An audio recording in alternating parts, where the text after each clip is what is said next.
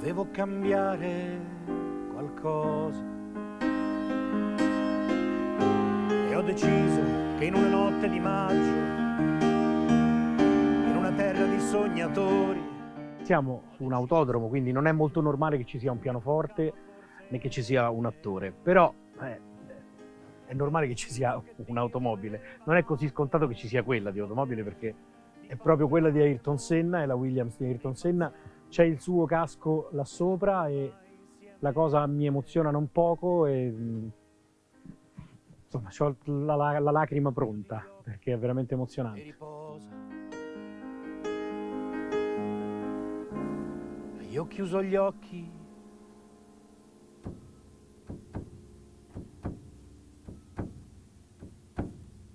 e poi adesso sono là sulla torre, ci sono delle proiezioni meravigliose, fantastiche, perché non sono soltanto fotografie che probabilmente i grandi appassionati hanno già visto da qualche parte, è pieno di materiale inedito, quindi che si vedrà per la prima volta qui e credo che questa sia un'occasione straordinaria. Stessa cosa,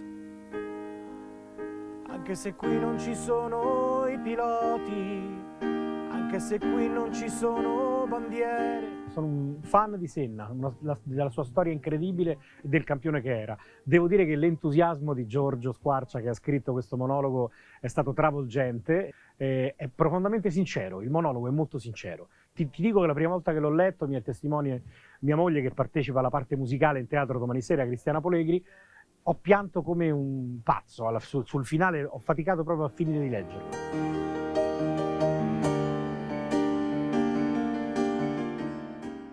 Ayrton farà solo quel giro, uno solo. Arriverà in testa, come aveva promesso. Arriverà al limite, come solo lui sapeva fare. Poi sfilerà davanti al suo pubblico qui e se ne andrà per sempre.